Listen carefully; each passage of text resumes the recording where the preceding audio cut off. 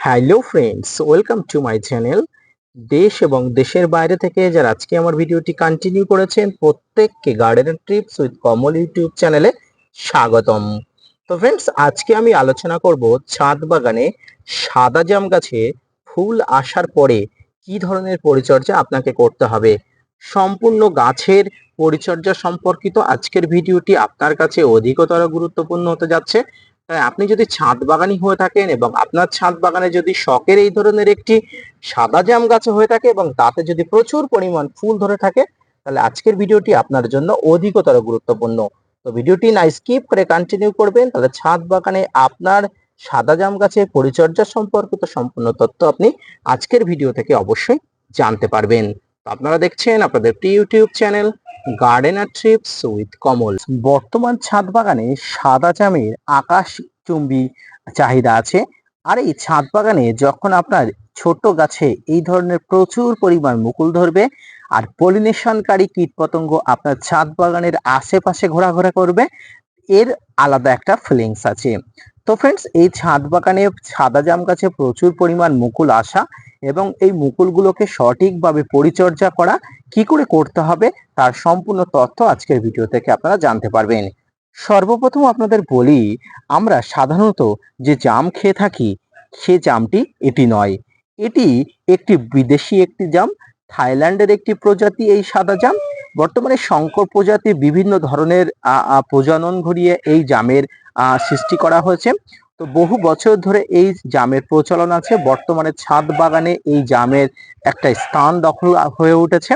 তো এই সাদা জাম গাছে যখন মুকুল আসবে সেই সময় আপনারা কি কি পরিচর্যা করবেন, আসুন এবার আপনারা আলোচনা করি। তো ফ্রেন্ডস, সর্বপ্রথম আপনাদের বলি যে সাদা জাম গাছে যখন মুকুল আসে তখন সেই মুহূর্তে মুকুল যখন প্রস্ফুটিত হয়ে যায়, অর্থাৎ প্রস্ফুটিত হয়ে যাবার আগের মুহূর্ত হয়ে থাকে, সেই মুহূর্তে আপনাকে বিভিন্ন ধরনের পরিচর্যা করতে হবে।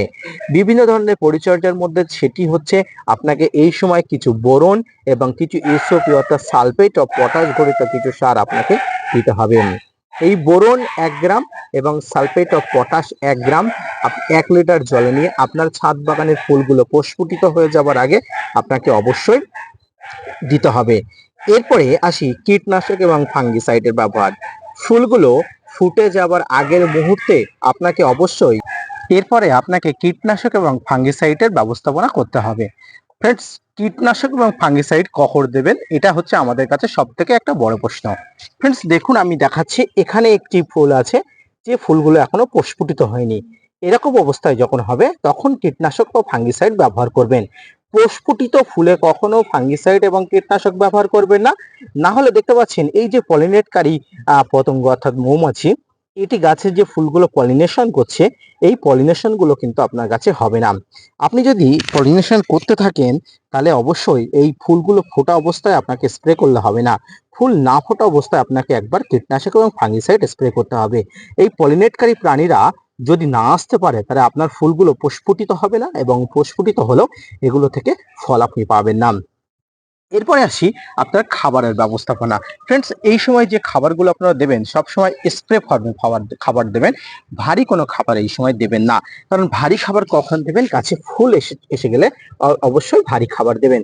তাই এই সময় গাছের গোড়ায় জলের ট্রিটমেন্ট অবশ্যই ঠিক রাখবেন। জল ছাড়া এই সময় গাছের গোড়াতে আর কোনো কিছু দেওয়ার দরকার নেই। তবে আপনারা এসওপি আপনারা অর্থাৎ সালফেট অফ পটাশ গাছের গোড়াতে দিতে পারেন, তবে সেক্ষেত্রে স্প্রে ফর্মে দিলে সবসময় ভালো কাজ হয়।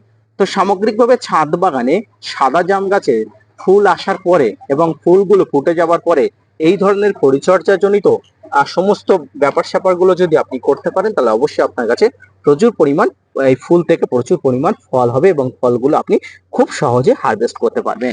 তো আজকের ভিডিওটি কেমন লাগলো অবশ্যই জানাবেন এবং আজকের ভিডিও থেকে আপনি যদি উপকৃত হন অবশ্যই কমেন্টস করবেন এবং শেয়ার করবেন আপনার বন্ধুদের কাছে, যাতে আপনার আজকের ভিডিও শেয়ার থেকে আপনার বন্ধুও আজকের এই ভিডিও থেকে আপনার ছাদ বাগানে ফুল আসার পরে গাছের পরিচর্যা করতে পারে। তো ভিডিওটি কেমন লাগলো অবশ্যই কমেন্টস করে জানাবেন। পাশাপাশি gardener tips with Kamal YouTube চ্যানেলকে সাপোর্ট করবেন এবং সাবস্ক্রাইব করে পাশে রাখা বেল আইকনটি বাজিয়ে দেবেন, তাহলে সবার আগে আপনার কাছে নোটিফিকেশনটি ভিডিও আপলোড করার সঙ্গে সঙ্গে যাবে। ধন্যবাদ।